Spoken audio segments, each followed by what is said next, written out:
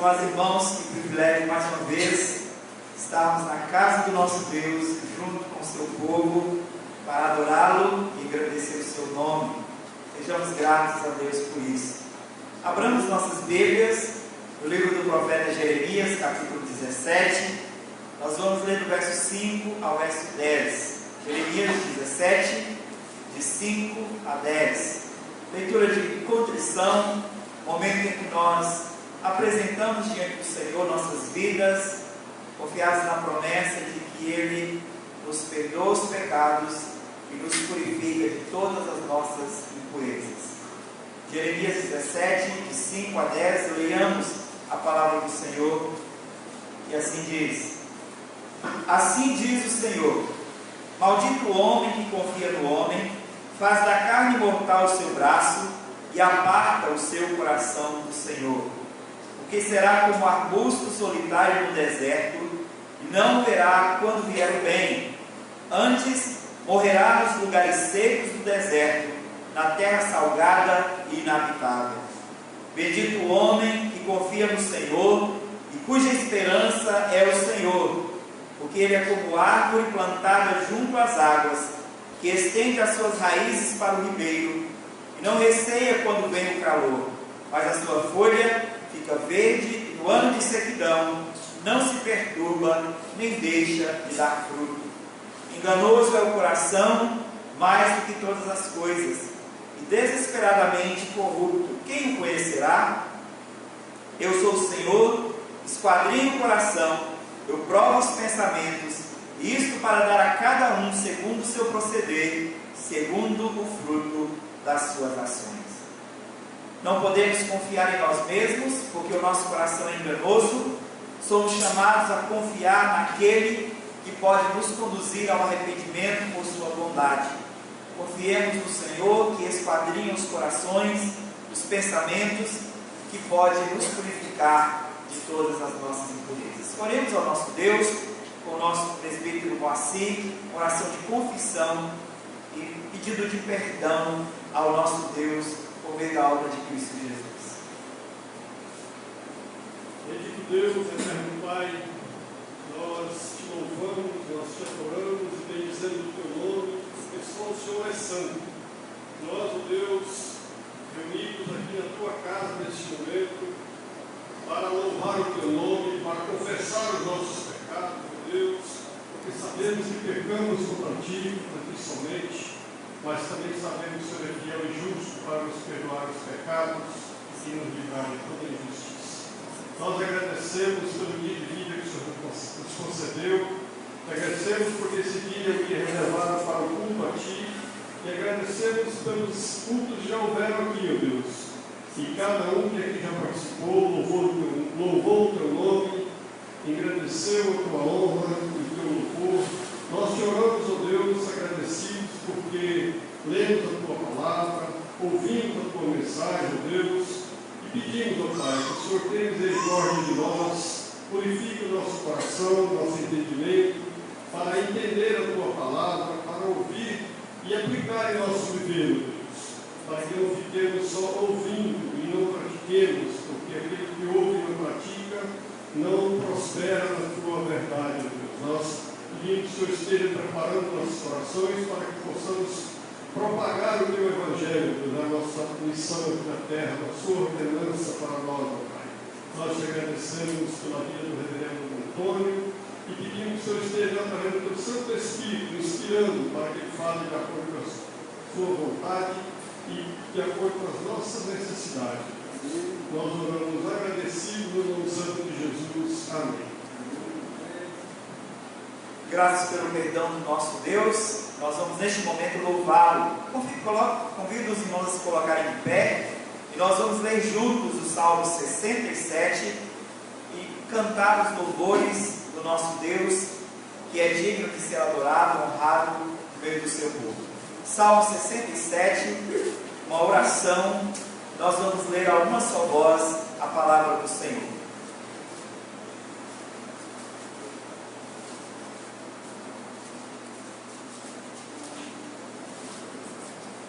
Salmo 67, ao mestre de canto, para instrumentos de corda, salmo, cântico.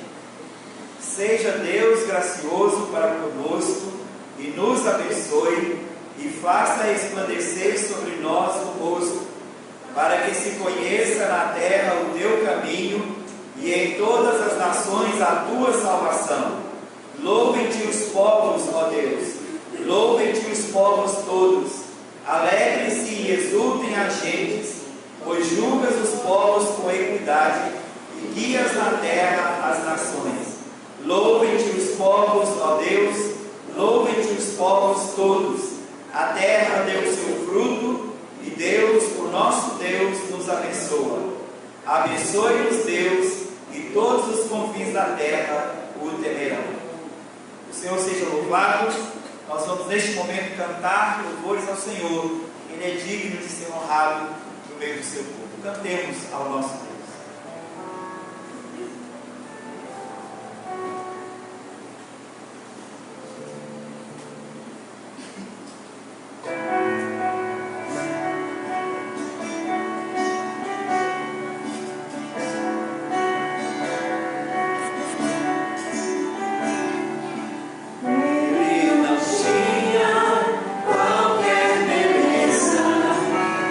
Majestade pra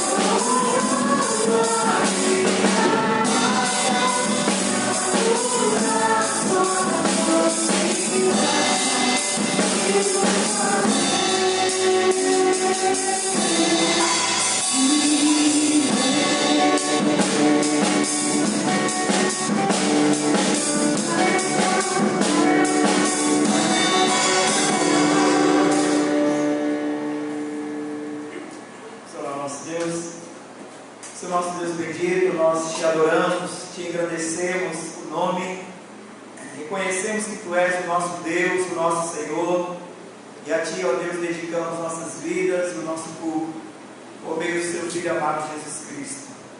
Seja adorado, ó Deus, os louvores do Seu povo, que o Seu nome seja crido e reconhecido entre nós, a Tua igreja e o Teu povo.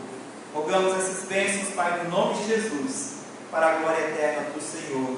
Amém. Amém. Pode sentar, irmãos.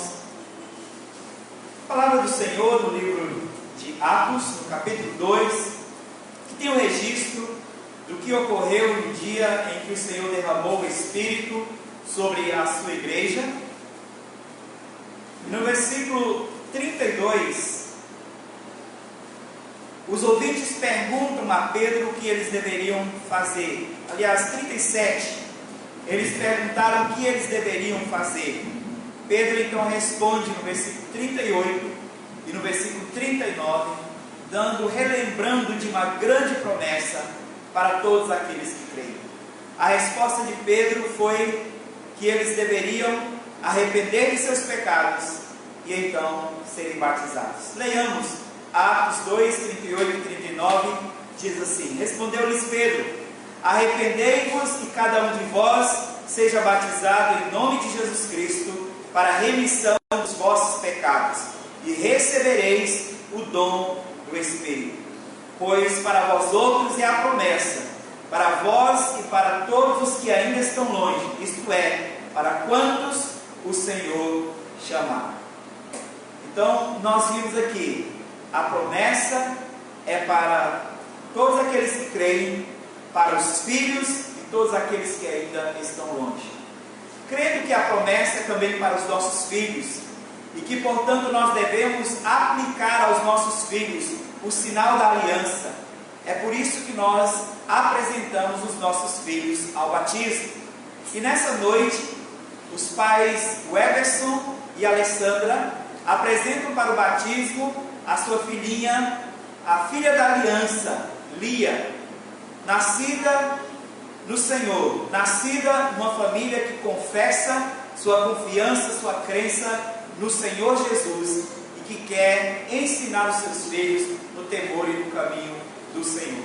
Assim como seus filhos já foram batizados, os mais velhos, eles apresentam agora a filha Lia para o batismo. E eu convido os irmãos a se apresentarem aqui à frente para que possamos proceder o batismo da pequena Lia.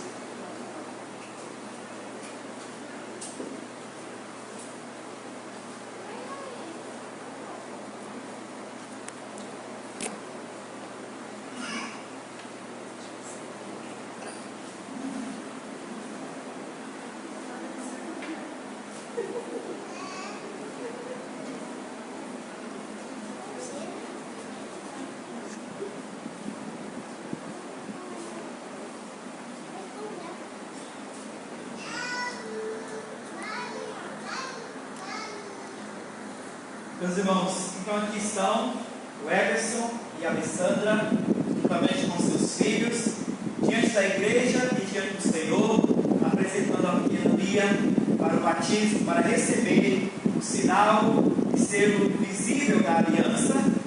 Não significa que nós estamos ensinando com isso que ela será regenerada pelo batismo, mas que ela, por ser filha da aliança, deve receber o sinal da aliança, e assim os pais se comprometerem e ensiná-la no caminho do Senhor, para que quando ela for grande, for capaz de professar sozinha a sua fé, já não mais à sombra da fé dos seus pais, ela fará isso, a sua pública profissão de fé.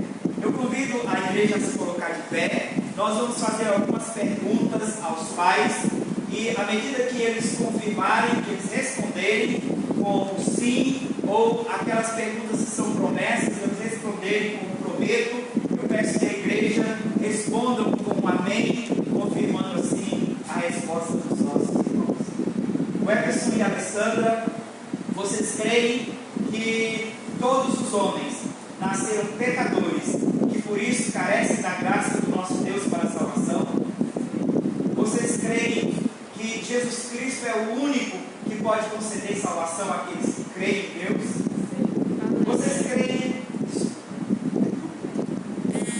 Vocês creem que a pequena Lia, mesmo pequena, foi nascida no pecado e que por isso também precisa da graça de Deus para a salvação? Amém. Vocês então apresentam a Lia para o batismo. Vocês estão prontos para fazer os seus votos, as suas promessas com relação ao cuidado da Lia e a condução da Lia nos caminhos do Senhor? Amém. Vocês prometem, o Everson e a Alessandra, educarem, conduzirem a vida da Lia nos caminhos do Senhor, para que ela conheça a Cristo Jesus, para que ela cresça conhecendo o caminho da verdade, e assim ela possa, na idade adulta, professar a sua fé diante da igreja, diante do Senhor? Amém. Vocês prometem que vocês vão se esforçar de todos os modos, que é para que ela possa aprender a ler por si só as Escrituras, conhecer a Deus a partir da leitura da Bíblia? Vocês também prometem, meus irmãos, trazer a Lia para a igreja, para os cultos, para que ela possa cultuar a Deus e participar na vida do povo de Deus como igreja, visto ser ela filha da aliança? Nós vamos neste momento então, diante das promessas, dos votos dos pais, proceder o batismo da pequena Lia, reconhecendo que é Deus, por meio de Jesus Cristo, que nos salva, e que Ele tem a vida da Lia nas suas mãos, e somente Ele também pode salvar.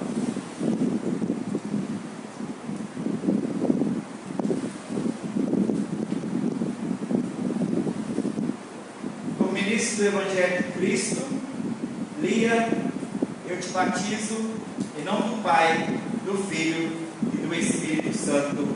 Amém. Vamos orar ao nosso Deus.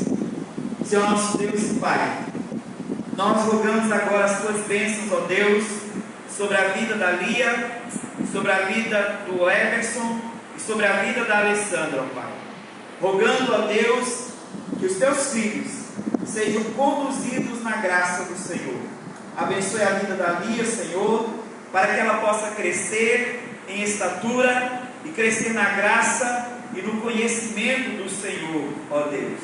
Também rogamos, ó Deus, a graça e a bênção do Senhor sobre a vida do Everson, a vida da Alessandra, para como pais, eles possam, ó Deus, dar a ela todo o apoio, para que ela possa crescer no caminho do Senhor, conhecendo a Jesus Cristo, amando o Senhor e glorificando o Senhor em tudo, Pai. Abençoe, ó Deus, a vida da Lia e dos seus pais, para que ela possa, ó Deus, crescer olhando para Cristo, confiando em Cristo, amando o Senhor e vivendo para a sua glória, assim como seus pais têm demonstrado plena confiança e fé no Senhor Jesus Cristo. É no nome do Senhor Jesus que nós oramos e te agradecemos. Amém. Amém. Deus abençoe, meus irmãos, conceda graça a vocês, para que vocês possam cumprir os votos que vocês fizeram com os seus 2 primeiros filhos e que hoje fazem novamente com a Lia. Vocês tenham graça, sabedoria, direção do Senhor para criar os seus filhos no temor, no caminho do Senhor. Deus abençoe vocês e os seus filhos. Sentados, irmãos.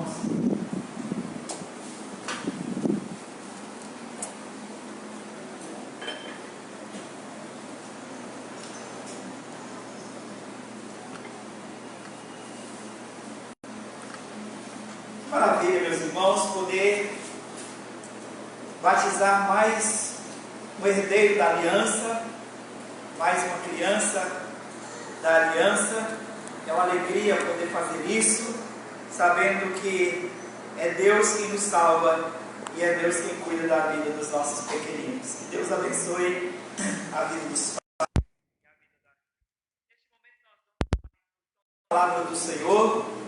E eu convido os irmãos a que abram as suas Bíblias no Evangelho de João, no capítulo 11. Nós vamos ler do verso 20 ao verso 27. Este trecho muito conhecido relata a ressurreição, a morte e a ressurreição de Lázaro, e nós vamos focar apenas no trecho em que há um diálogo entre Marta e o Senhor Jesus a respeito da morte e da ressurreição de Lázaro. João, capítulo 11, verso 20 ao 27.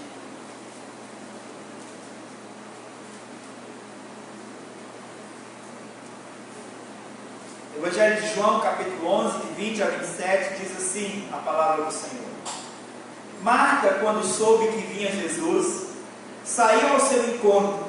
Maria, porém, ficou sentada em casa. Disse, pois, Marta a Jesus: Senhor, se estiveras aqui, não teria morrido o meu irmão. Mas também sei que mesmo agora, tudo quanto pedires a Deus, Deus tu concederá. Declarou-lhe Jesus: teu irmão há de ressurgir. Eu sei, replicou Marta, que ele há de ressurgir na ressurreição no último dia. Disse-lhe Jesus: eu sou a ressurreição e a vida. Quem crê em mim, ainda que morra, viverá.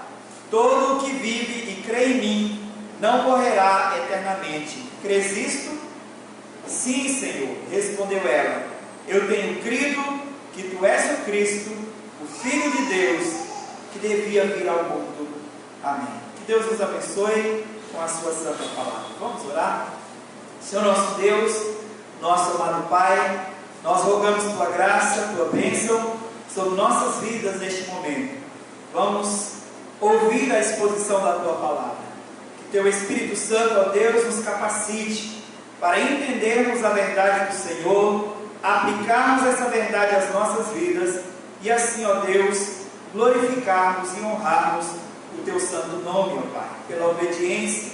Pedimos, ó Deus, que a graça do Senhor seja derramada dos céus, nos abençoe neste momento, para a glória do Senhor, no nome de Jesus. Amém. Meus irmãos, nós os reformados somos conhecidos pela doutrina, pelo nosso zelo pela doutrina, pela nossa preocupação com o conhecimento teológico, com o estudo das Escrituras, com a firmeza doutrinária. Por causa disso, nós somos, de vez em quando, ou quase sempre, instigados a colocar em prática a nossa fé, aquilo que nós declaramos colocado em prática.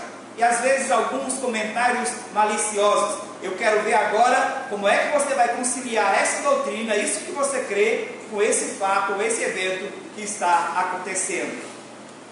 E de fato, as crises, as situações, as dificuldades que nós enfrentamos, é o momento em que as nossas convicções, que a nossa fé, que o que nós cremos é de fato provado, é colocado à prova.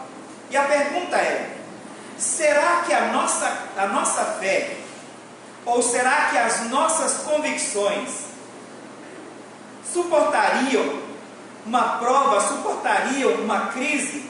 Ou será que as nossas convicções, ou a nossa fé, a nossa confiança no Senhor Jesus seria tão firme, tão sólida quanto aquilo que professamos a respeito dele? Será que a nossa fé no momento de crise é tão forte quanto a nossa teologia? Quais são de fato as características de uma verdadeira fé? Eu quero chamá-los então para olhar para este texto da palavra do Senhor, e assim nós então buscaremos entender, aprender que a verdadeira fé em Cristo implica em não somente crer ou afirmar coisas a respeito de Cristo, mas também em confiar e em obedecer a Cristo em toda e qualquer situação. Confiar, crer, confiar e obedecer é, na verdade, a base da verdadeira fé em Cristo. Precisamos fazer aqui uma definição de fé. E olhando para as Escrituras, nós vimos algumas definições de fé. Algumas vezes, a palavra fé é usada para descrever o modo como os crentes vivem, falando da fé cristã, o modo, a vida prática dos crentes. Outra hora, ela é usada para descrever o conjunto de doutrinas, a própria crença dos crentes, o conjunto de doutrinas que nós cremos. E maior parte do tempo, A palavra fé é usada, ou a fé é usada nas Escrituras para descrever aquela confiança segura no Senhor Jesus Cristo. Vamos olhar essas duas últimas definições. Em primeiro lugar, a fé como um conjunto de doutrinas, ou a fé na qual nós cremos, as doutrinas nas quais nós cremos. Em segundo lugar, a fé como confiança em Jesus Cristo, ou seja, a fé com a qual nós cremos, aquela convicção certa que nós temos em Jesus Cristo e a respeito do que Ele nos ensina. Em Filipenses 1, no versículo 27, Paulo fala da primeira definição de fé. Ele diz: vivei acima de tudo por modo digno do Evangelho de Cristo, para que, ou indo ver-vos, ou estando ausente, ouça no tocante a vós outros, que estáis firmes em um só Espírito, com uma só alma, lutando juntos pela fé evangélica. Aqui Paulo usa a palavra fé evangélica, especialmente para descrever a fé, o conjunto de doutrinas, o conjunto de coisas que os crentes criam e professavam juntos. Ainda que no verso ele esteja também falando do viver cristão, descrevendo fé evangélica como viver cristão, mas mais enfaticamente falando da doutrina, daquilo que nós cremos a respeito de Jesus Cristo, das Escrituras de Deus. Mas em João, no capítulo 14, no verso 1, nós temos o próprio Senhor Jesus fazendo, ou chamando-nos a crer, chamando os seus discípulos a crer. Antes dele ausentar-se, ou antes da sua morte, da sua ida aos céus, ele conforta os seus discípulos. E aqui no versículo 14, ele diz: não se turbe, no capítulo 14, versículo 1 de João, ele diz: não se turbe o vosso coração, crede em Deus, crede também em mim. Em outras palavras, o que Jesus estava dizendo é: não se perturbe, tenha fé em Deus, tenha fé também em mim. Aqui Jesus está falando daquela confiança segura em Deus, daquela confiança segura em Jesus Cristo, como aquele que pode intervir em nossas vidas. Deste modo, olhando para os dois aspectos, nós poderíamos definir a verdadeira fé cristã como aquela fé que concilia as duas coisas, a crença correta com a confiança certa. Em teologia nós chamamos de ortodoxia e ortopraxia. Ou seja, a ortodoxia é a crença certa, a crença correta, aquilo que nós devemos crer. E a ortopraxia é a prática correta em relação ao que nós cremos, a prática correta, a vida de acordo com aquilo que nós cremos. E este é o desafio dos crentes, de conciliarmos aquilo que nós cremos com a nossa vivência diária. Ou seja, de aplicar na vida, de conciliarmos a nossa fé nos momentos de crise em especial com aquilo que nós professamos crer.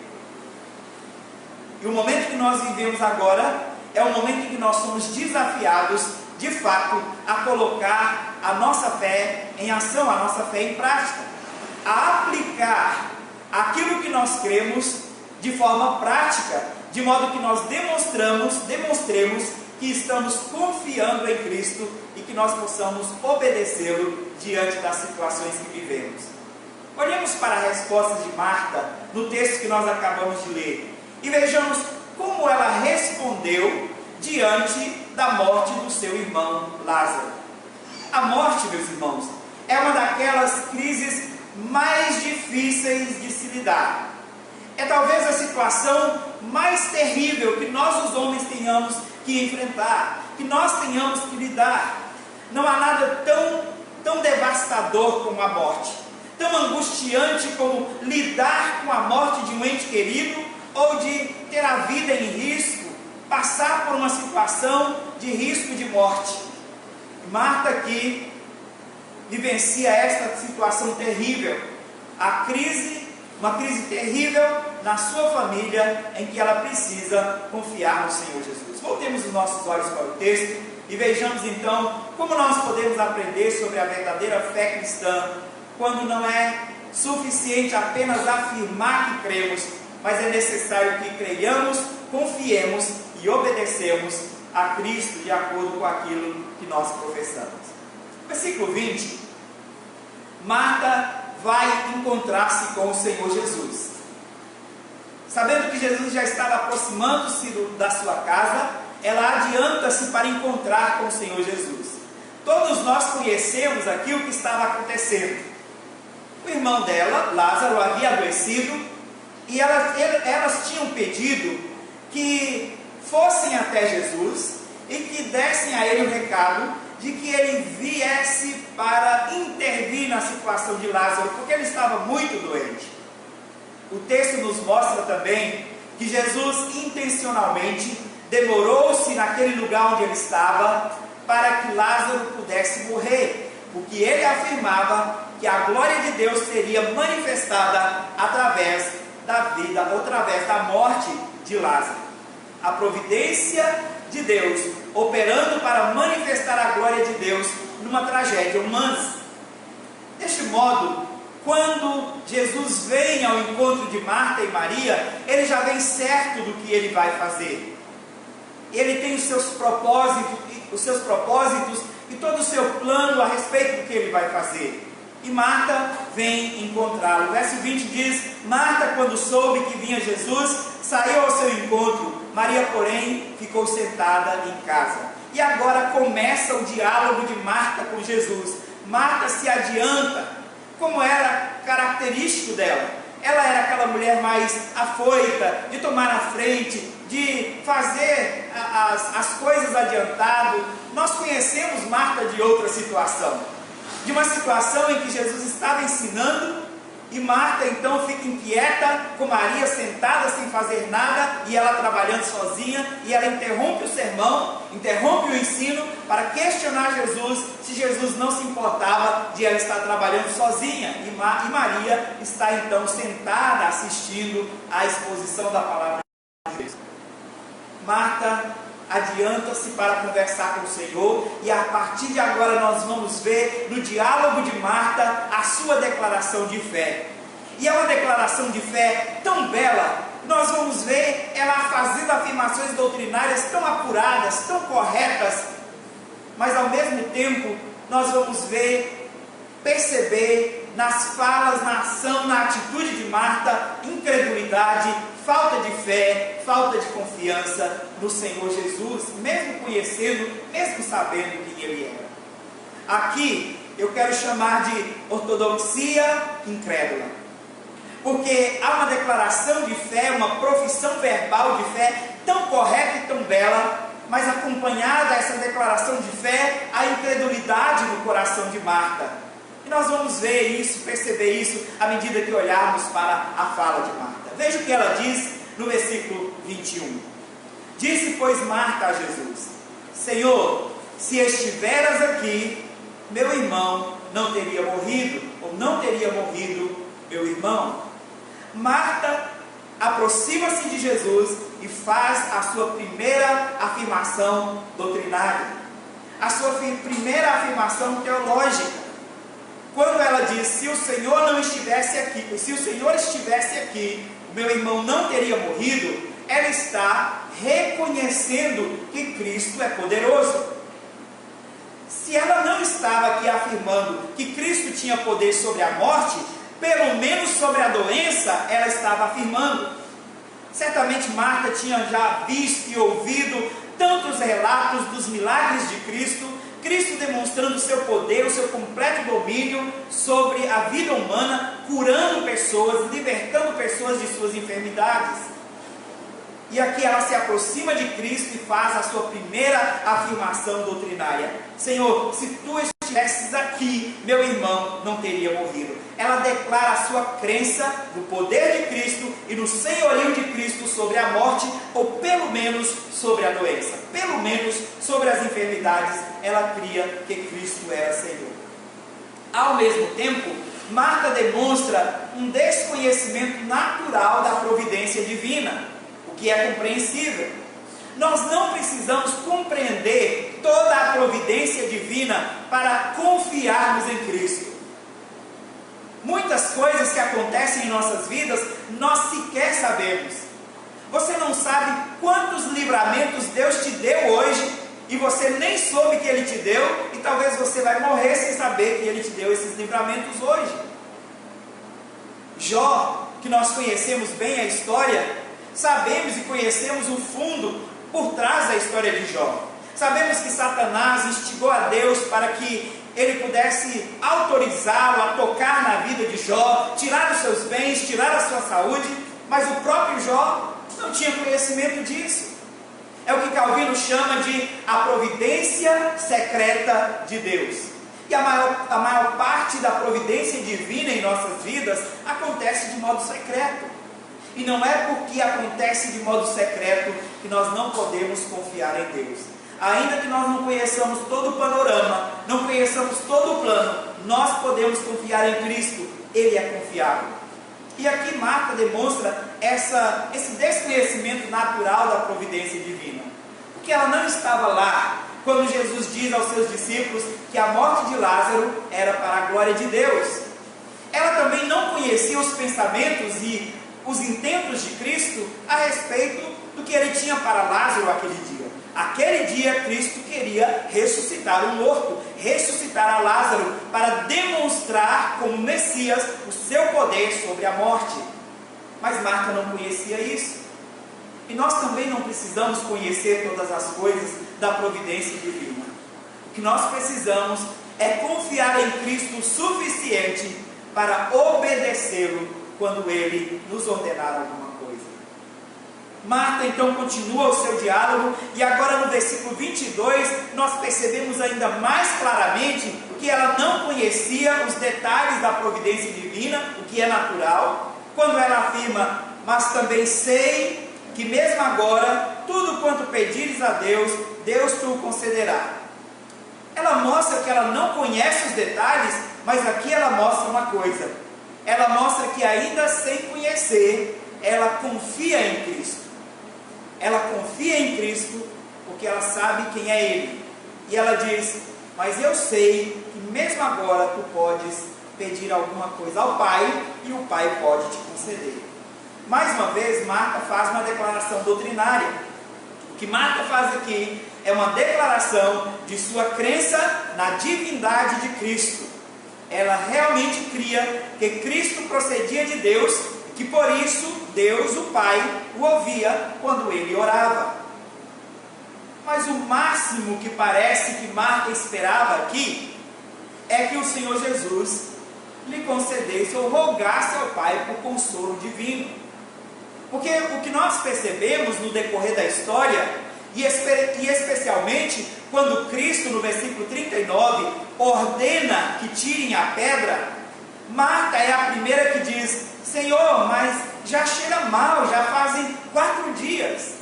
Ela é a primeira que adianta-se para falar que talvez era impossível que alguma coisa fosse feita a partir daquele momento. Isso pode demonstrar que o que Marta esperava no máximo da parte de Cristo é que ele rogasse a Deus para que Deus trouxesse consolo ao coração, aos seus corações. E é isso que crentes de verdade esperam. Quando nós enfrentamos a morte, nós podemos orar e confiar que Deus dará o consolo ao coração dos que ficam, porque sabemos que Ele já concedeu a vida eterna e Ele nos ressuscitará aqueles que morreram crendo no Senhor. A doutrina da ressurreição é uma grande verdade que nós devemos abraçar para sustentar a nossa esperança quando nos defrontarmos com a morte. Por isso Marta aqui está sendo confortada por Jesus Cristo, mesmo sem conhecer a sua providência e sem saber que Cristo iria ressuscitar o seu irmão, trazer o seu irmão de volta ao convívio deles naquele dia. Mas Marta declara confiar na ressurreição, ou na operação de Cristo, aliás. Ela declara sua crença na divindade de Cristo. E agora no versículo 23, Jesus diz: teu irmão há de ressuscitar. E então Marta responde a Jesus: eu sei, Senhor, que ele há de ressurgir na ressurreição no último dia. Essa é a terceira declaração doutrinária de Marta. Sim, Senhor, eu sei que Ele há de ressurgir na ressurreição do último dia. Como eu disse, a doutrina da ressurreição é um grande consolo para os crentes. Quando nós defrontamos com a morte, podemos orar a Deus pelo consolo, mas também olhar para essa verdade de que nós seremos ressuscitados no último dia e que por isso nós podemos alimentar o nosso coração com essa esperança. E Marta faz essa declaração profunda de crença na doutrina da ressurreição. Veja que o que Marta tem feito? Ela declara a divindade de Cristo, declara o seu senhorio sobre a morte, ou pelo menos sobre a doença, declara a sua crença na ressurreição do corpo, o que é uma doutrina fundamental para a fé cristã, uma das doutrinas mais essenciais da nossa fé. Se alguém nega a doutrina da ressurreição do corpo, nega ao próprio Cristo, nega toda a verdade de Deus. Nós não podemos nem sequer abraçar ou dar as mãos à destra de fé, de comunhão, a alguém que nega a ressurreição de Cristo ou a ressurreição do corpo, a doutrina da ressurreição, de tão essencial que ela é para a vida cristã. E Marta faz essa declaração: eu creio na doutrina da ressurreição. Se nós fôssemos fazer aqui o credo de Marta, a partir do que ela falou, o credo seria: eu creio em Jesus Cristo, creio que Ele tem poder sobre a morte e eu creio na ressurreição. Que credo maravilhoso! Que confissão de fé maravilhosa, profunda! E Marta, então, continua o seu diálogo com o Senhor. Mais uma vez ela demonstra aqui desconhecimento da providência divina. Porque quando ela diz: sim, Senhor, eu sei que Ele há de ressuscitar no último dia, ela está demonstrando, e é natural isso aqui, que ela não sabia que o Senhor iria ressuscitar a Lázaro naquele dia. E de fato, ela não precisava conhecer toda a providência de Deus. Mas o que ela precisava era confiar em Cristo e obedecê-lo. E então o Senhor responde a Marta naquele momento. E Ele diz no versículo 25: disse-lhe Jesus: eu sou a ressurreição e a vida. Quem crê em mim, ainda que morra, viverá. E todo que vive e crê em mim não morrerá eternamente. Crês isto?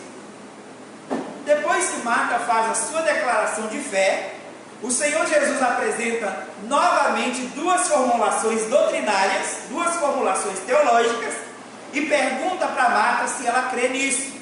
A primeira formulação é sobre a ressurreição do corpo. Quem crê em mim, ainda que esteja morto, viverá. Você crê nisso? Marta já havia declarado que ela cria, mas ela cria que Deus iria ressuscitar o seu irmão no último dia, e ela não cria que Deus ia ressuscitá-lo naquele momento, porque ela não conhecia a providência divina. Mas em segundo lugar, a segunda formulação teológica que Cristo dá a Marta aqui, é que quem crê em mim, ou todo aquele que vive e crê em mim, não morrerá eternamente. Jesus faz a primeira formulação teológica, falando da ressurreição do corpo. Agora Ele faz a segunda formulação teológica, falando da regeneração do coração. O que Jesus está mostrando para Marta ali é que Ele é aquele que tem poder de ressuscitar o corpo, mas muito mais de regenerar o coração, de transformar o coração do pecador.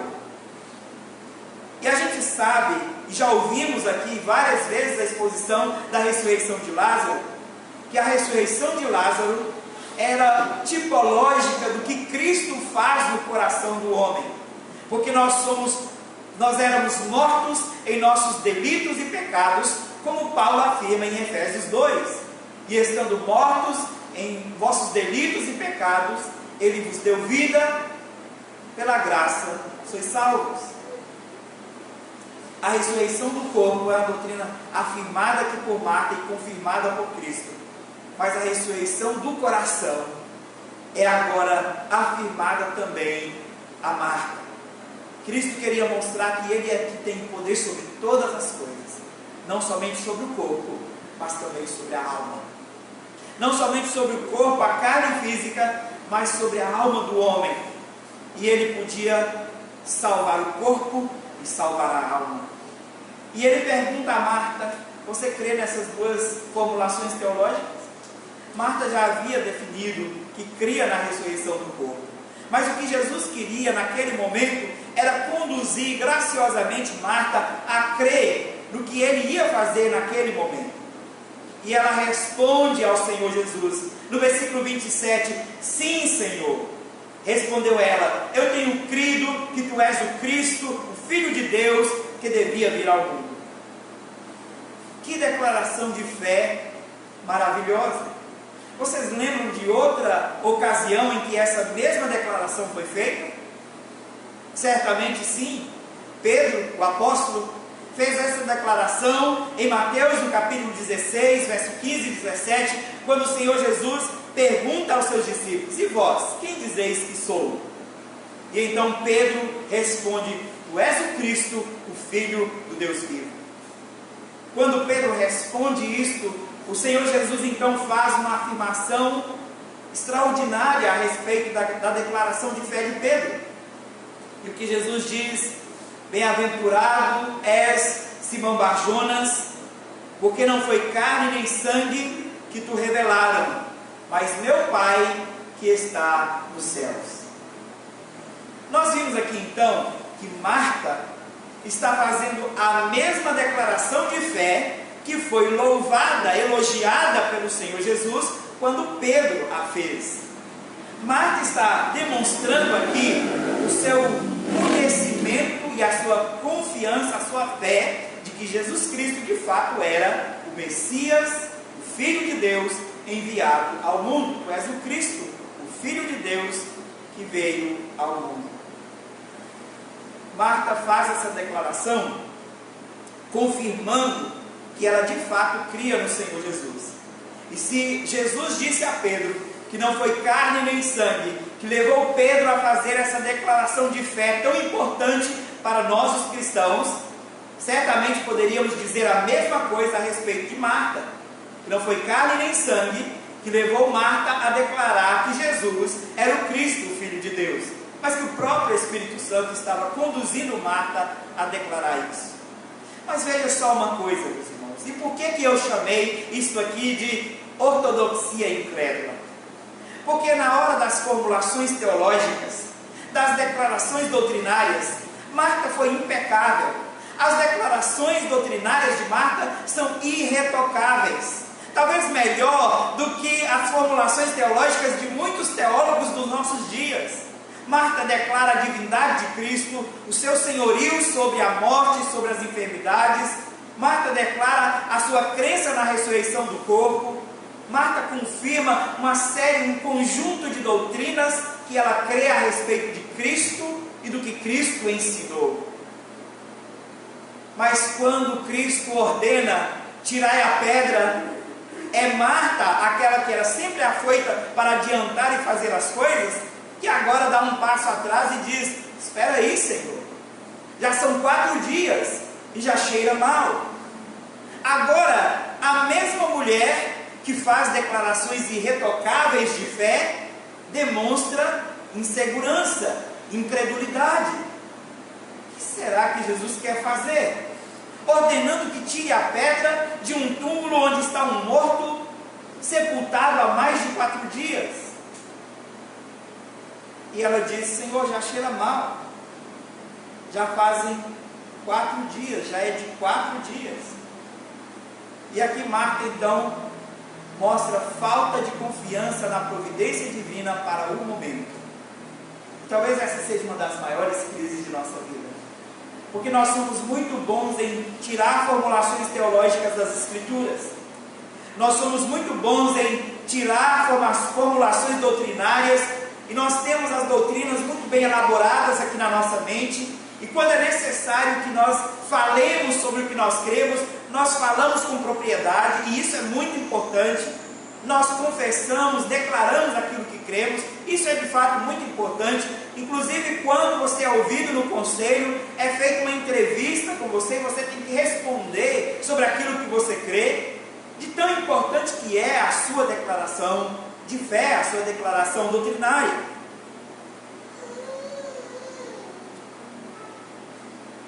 Mas o que a gente vê agora é que as formulações teológicas não conciliaram com a fé prática no momento em que ela precisava confiar que Cristo ia fazer algo por eles e que ela tinha simplesmente que obedecer.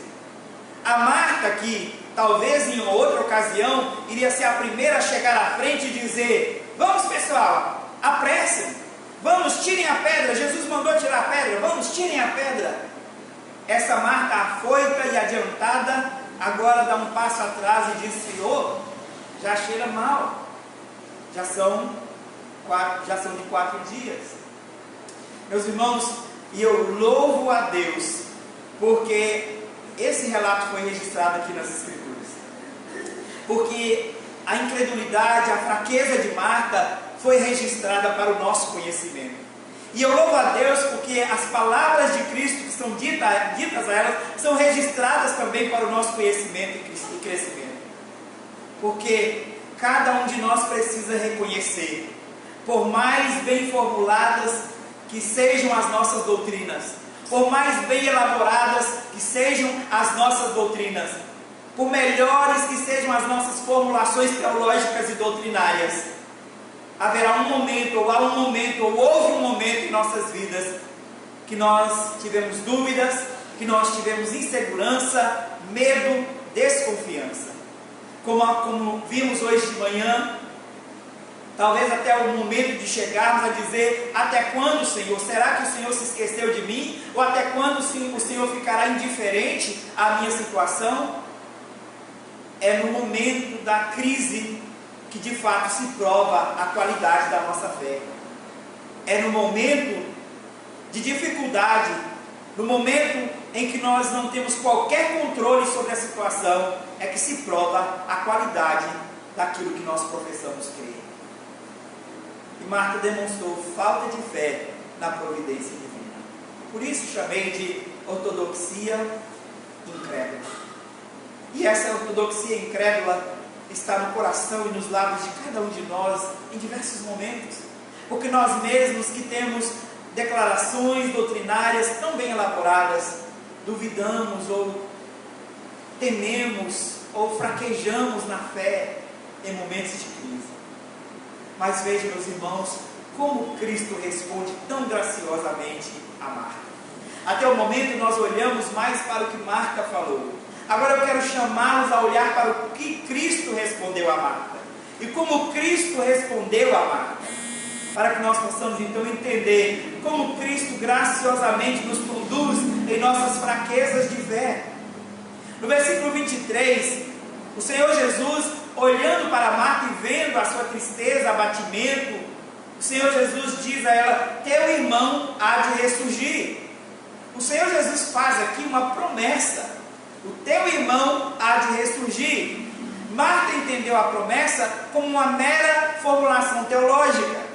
E ela diz, aliás, nem podemos chamar de mera, né? Porque é uma das formulações teológicas mais importantes da nossa fé. Mas Marta entendeu como uma formulação teológica apenas, e não como uma promessa naquele momento. E ela diz: eu sei, Senhor, que o meu irmão vai ressuscitar no último dia. Mas o Senhor Jesus então responde a ela dizendo: eu sou a ressurreição e a vida. O que Jesus quer mostrar a ela então é que a própria vida está diante dela. E se a própria vida, aquele que tem o controle sobre todas as coisas, sobre a morte e a vida, estava diante dela, por que ela não poderia crer em algo mais, em algo maior para aquele momento? E o Senhor Jesus repetiu 2 vezes a Marta: Marta, se creres, verás a glória de Deus. E Jesus estava falando numa linguagem presente, para que Marta percebesse que ele tinha um intento, a intenção de manifestar a sua glória naquele momento, a sua providência em favor de Marta e dos seus irmãos naquele momento. Então o Senhor Jesus depois de dar essa declaração a Marta, ele dirige a todos e diz: tirem a pedra, tirai a pedra. E nesse momento nós devemos perguntar: onde estava a declaração de fé de Marta do versículo 22? Onde estava aquela declaração de fé que ela afirma, dizendo: mas também sei, mesmo agora, mesmo diante da morte, eu também sei que tudo quanto pedires a Deus, Deus te concederá. Marta aqui afirmou isso, que ela cria que Cristo era Deus, era divino, era o Messias, e que ele era ouvido pelo Pai. E no momento que Jesus ordena tirar a pedra, Marta coloca um impedimento: Senhor, já é tarde, não tem muito o que fazer, já cheira mal. Mas Jesus, mais uma vez, pela segunda vez, relembra a Marta no versículo 40: não te disse eu que se creres verás a glória de Deus? Eu não te disse isso, Marta? Se creres verás a glória de Deus? Então eles tiraram a pedra, e no momento em que eles tiraram a pedra, Jesus faz uma oração. E a oração do Senhor Jesus, mais uma vez, revela a sua intenção, os seus propósitos, e por que é que ele havia demorado, por que é que ele estava conduzindo Marta daquele modo, porque ele queria aumentar a fé de Marta e conduzir outros a crer naquele momento. E então Jesus faz a seguinte oração no versículo 41 e 42: Pai, graças te dou porque me ouviste. Aliás, eu sabia que sempre me ouves, mas assim falei por causa da multidão presente, para que creiam que tu me enviaste. E Jesus mostra aqui que até a oração dele foi um plano para que ouvissem as suas declarações e soubessem que ele era o enviado de Deus. Aqui, a multidão é mencionada, mas certamente Marta está inclusa nessa oração do Senhor Jesus, porque ele vinha conduzindo Marta com palavras para que ela pudesse aumentar a sua fé e demonstrar confiança nele naquele momento. E então, o Senhor Jesus, terminada a sua oração, no versículo 43 diz: Lázaro, vem para fora. E saiu aquele que estava morto, tendo os pés e as mãos ligados com ataduras e o rosto envolto num lenço. Então Jesus lhes ordenou: desatai-o, deixai-o ir. Observem aqui, meus irmãos. O Senhor Jesus ordena ao morto que ele saia, e ele saiu. E Lázaro saiu. Lázaro ressuscitou e saiu, dando testemunho do poder de Cristo naquele momento. E veja que interessante, o morto Lázaro estava mais pronto a obedecer à voz de Cristo do que a viva Marta. E aqui Cristo mostra claramente quão poderosa é a sua palavra. A sua palavra é tão poderosa que é capaz de ser ouvida pelos ouvidos de um morto. E ele, falando a Lázaro, deu ordem e Lázaro ressuscitou. Mas infelizmente, meus irmãos, a palavra de Cristo, que é tão poderosa e foi ouvida pelo morto, muitas vezes é pregada a nós os vivos, e nós não damos ouvidos a essas palavras. E essas palavras, que são tão poderosas, não são ouvidas por nós, por causa da fraqueza do nosso coração, da fraqueza da nossa fé. E aqui nós podemos olhar para Marta e nos identificar com ela, porque por mais corretas que sejam as nossas declarações doutrinárias, as nossas afirmações teológicas, nós duvidamos, nós falhamos em crer. E nesses momentos nós podemos olhar para Cristo e olhar o modo como Ele graciosa e pacientemente conduziu a Marta, para que ela pudesse crer, confiar no Senhor Jesus. E nós podemos ter a certeza de que do mesmo modo o Senhor Jesus nos guia pacientemente para nos conduzir a crer, confiar e obedecer a Ele. Por que é que você acha que Ele te convoca todos os domingos para sentar aqui e ouvir os sermões? Porque os seus ouvidos muitas vezes ouvem as palavras e não obedecem. Mas porque Ele é paciente e gracioso com você, Ele te chama constantemente, assim como Ele fez com Marta, e Ele pregou a Marta diversas vezes: Marta, eu sou a ressurreição e a vida. Marta, se crer em mim, verás a glória de Deus. E Ele pregou várias vezes para Marta, conduzindo-a a aumentar a sua fé, a sua confiança no Senhor. E é isso que o Senhor faz conosco, constantemente nos expondo ao Evangelho, para que nós possamos aumentar a nossa confiança nele, porque somos incrédulos, naturalmente incrédulos. E a fé é um dom de Deus, que só pode ser produzida no coração de pecadores pela pregação da palavra de Deus, pela operação do Espírito de Cristo. Paulo diz em Romanos 10, 17, e assim a fé vem pelo ouvir, e ouvir a palavra de Cristo. É por isso que Cristo tem pregado para nós todos os domingos. É por isso que Cristo nos dá o Evangelho dia após dia, semana após semana. Porque os nossos ouvidos são tardios em ouvir a voz de Cristo, em ouvir as palavras de Cristo. Nossas formulações teológicas são impecáveis, mas nossa confiança e obediência a Ele, muitas vezes, trôpegas, falhas, e nós precisamos da graça paciente de Cristo para nos conduzir. E Cristo fez isso. Cristo conduziu Marta e mostrou a glória de Deus diante de Marta, mesmo diante da incredulidade momentânea de Marta. Cristo revelou a sua glória ressuscitando a Lázaro. E aqui mais uma vez Cristo demonstra que Ele tem poder sobre a morte e confirma aquilo que Ele afirmou, que Ele era a ressurreição e a vida. Quem crê nele, ainda que esteja morto, viverá, e que os vivos que creem nele viverão eternamente. Ele é aquele que ressuscita o corpo, e Ele é aquele que ressuscita o coração. Ele é aquele que ressuscita o corpo e é aquele que regenera o coração. Ele tem poder sobre todas as coisas. E nós vimos a resposta que é dada diante do que Jesus fez. Nos versículos 45 e 46, nós vimos então duas respostas. No versículo 45 a primeira, no versículo 46 a segunda. 45, muitos pois, dentre os judeus, que tinham vindo visitar Maria, vendo o que fizera Jesus, creram nele. O milagre de Jesus em ressuscitar a Lázaro cumpriu o seu propósito. E Cristo pregou o Evangelho àquelas pessoas, nas palavras, na oração que Ele fez a Deus, e no ato de ressuscitar a Lázaro, Ele expôs o Evangelho àquelas pessoas, demonstrando que Ele é o Cristo, e aquelas pessoas vieram a crer.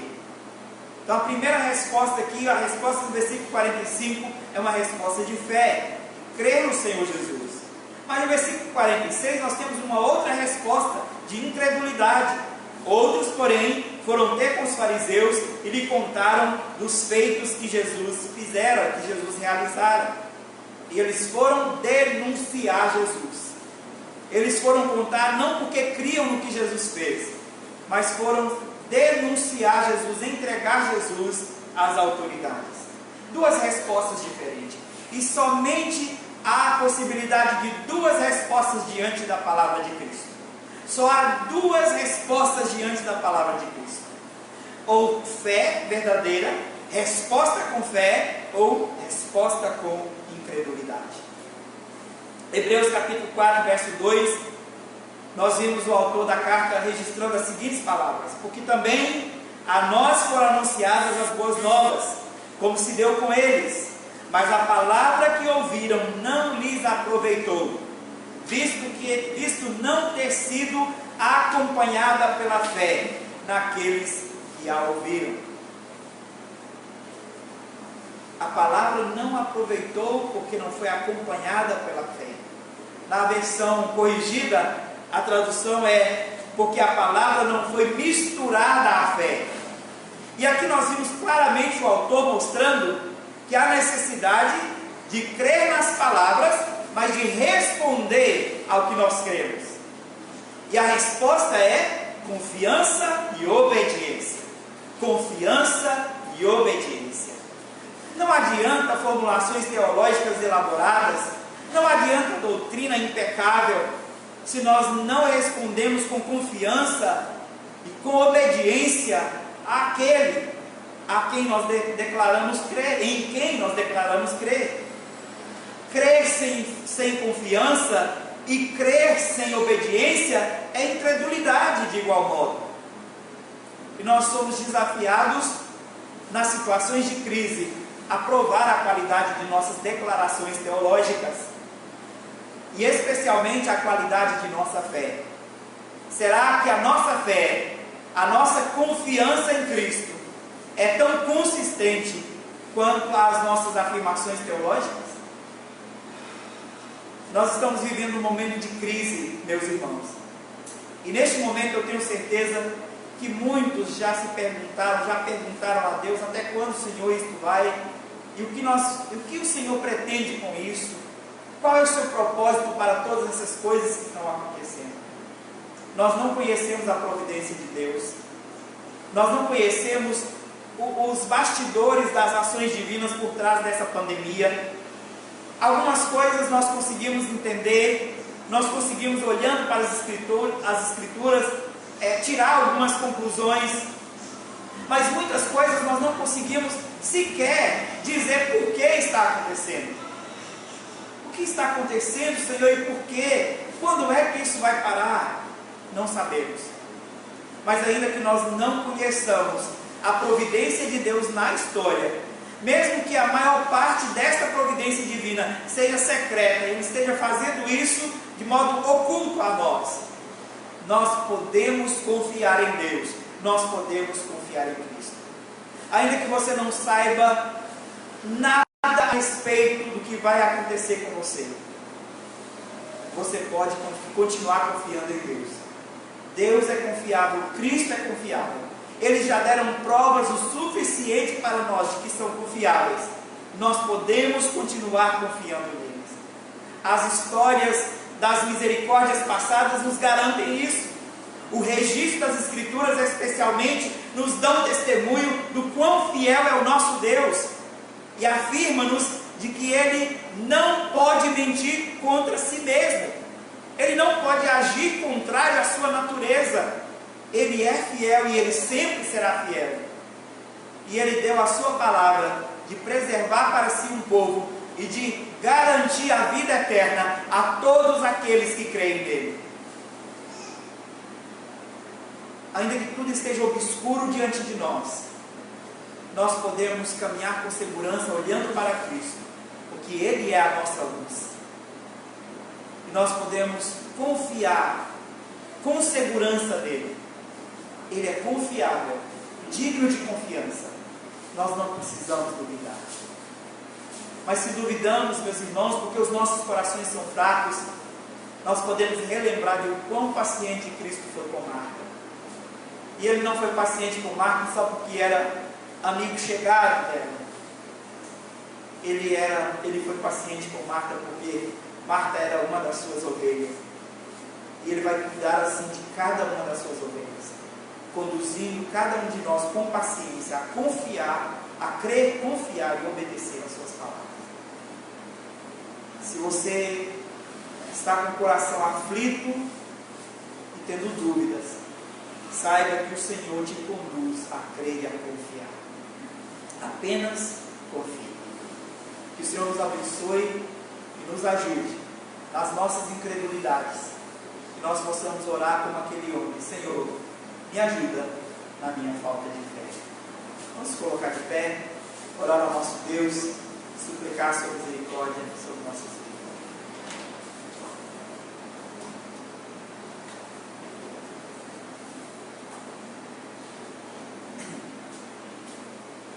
Senhor nosso Deus, nosso bondoso e amado Pai. Nós reconhecemos, Senhor, que somos fracos, que os nossos corações, ó Deus, carentes da Tua graça, muitas vezes vacilam em confiar que o Senhor é Deus e que o Senhor tem um controle total sobre nossas vidas, sobre as circunstâncias ao nosso redor, sobre a história, porque o Senhor é o Senhor da história. Senhor nosso Deus, rogamos, ó Pai, que o Senhor tenha misericórdia de nós e nos abençoe, fortalecendo o nosso fraco coração. Dá-nos fé, Senhor, dá-nos confiança no Senhor e ajuda-nos a responder com obediência, ainda que não conheçamos a Tua providência. Que no meio, Senhor, da escuridão, que no meio, Senhor, das sombras de nossas dúvidas, que nós possamos, ó Deus, olhar para Cristo, mirar na luz da glória de Cristo e confiar que o Senhor está conduzindo nossas vidas para o louvor da Sua glória. Tu és o nosso Deus, a nossa salvação, Tu és a nossa luz. Guia-nos, ó Pai, uma confiança sincera e certa naquele que deu a vida por nós, Jesus Cristo, Teu amado Filho. Seja gracioso com o Teu povo, ó Deus, e nos abençoe, derramando Tuas misericórdias sobre a vida de cada um de nós, trazendo graça e bênção sobre nossas vidas. Oramos também, ó Deus, que o Senhor traga conforto sobre o coração dos nossos irmãos enlutados, que a doutrina da ressurreição, a promessa do retorno de Cristo, possam renovar a esperança no coração dos nossos irmãos que perderam entes queridos, que o Senhor, ó Deus, possa fortalecer a fé desses irmãos e também a nossa fé, para continuarmos olhando para o Senhor. Porque é, Senhor Jesus, a ressurreição e a vida. Dá-nos confiança, dá-nos fé, dá-nos disposição para a obediência. Rogamos em nome de Jesus, para a glória de Deus Pai, na dependência do Espírito Santo. Amém. Receba a bênção do Senhor. Que a graça do nosso Senhor e Salvador Jesus Cristo, o amor de nosso Deus e Pai, a comunhão e as ternas consolações do Espírito Santo sejam sobre todos vós, desde agora e para todos sempre.